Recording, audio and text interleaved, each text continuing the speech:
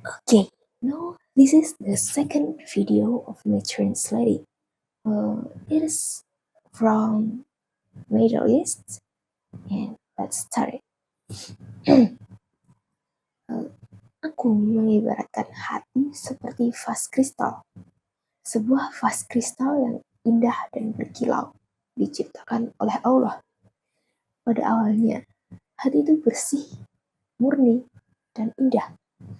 Namun, seiring kita menjalani kehidupan, hati mulai tertutup kabut, sedikit kotor, lalu semakin kotor, hingga terkadang kita hampir tidak lagi mengenali kejernihannya. Apa yang mengotori hati itu?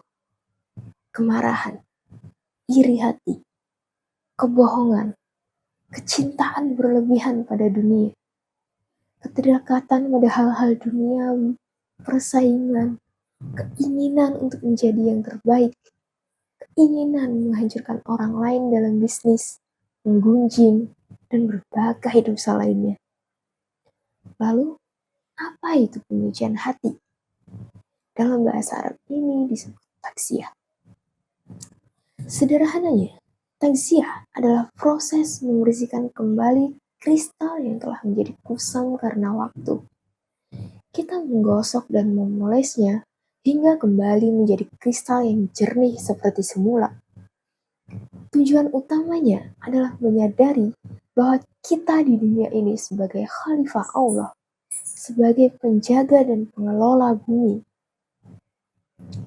Bayangkan ketika tubuh kita mengalami luka yang terinfeksi. Hal pertama yang dilakukan adalah membersihkan luka tersebut, lalu menjauhkan segala sesuatu yang menyebabkan infeksi kembali. Kemudian memberikan obat yang membantu penyembuhan. Begitulah takziah bekerja. Hati yang terluka oleh iri hati, kebencian, dan ghibah, dan lemahnya iman kepada Allah harus dibersihkan sedikit demi sedikit, sambil menyingkirkan penyebab yang terus melukai hati itu. Aku sering mengatakan kepada para saudari bahwa proses ini seperti mencuci piring. Piring itu adalah hati kita. Jika piringnya kotor, kita akan terus mencucinya hingga bersih. Demikian pula hati. Ya harus terus dibersihkan.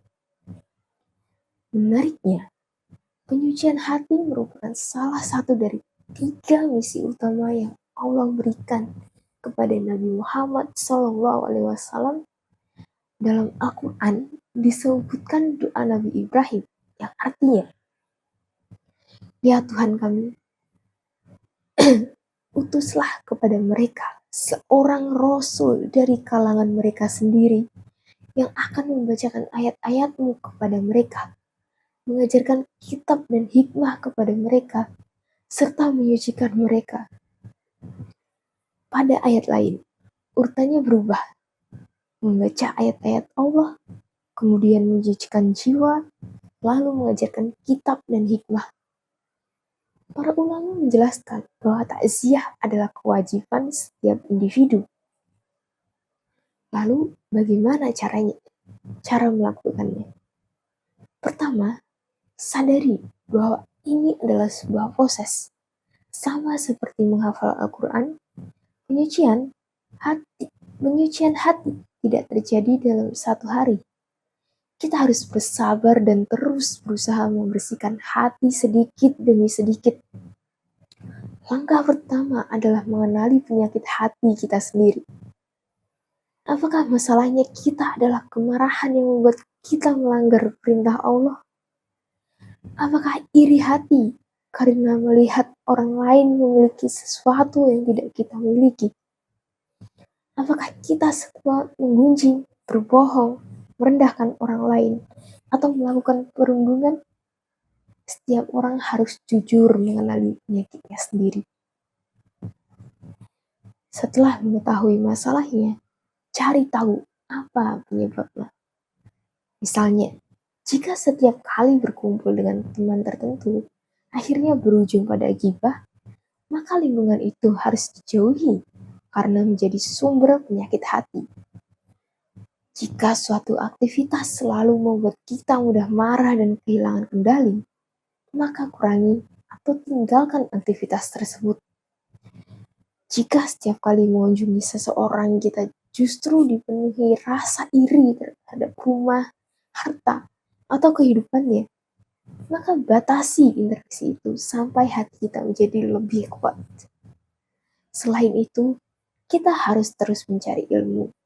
Semakin kita mengenal Allah, semakin kita menyadari kekurangan diri sendiri. Sekian dan terima kasih. Bye-bye.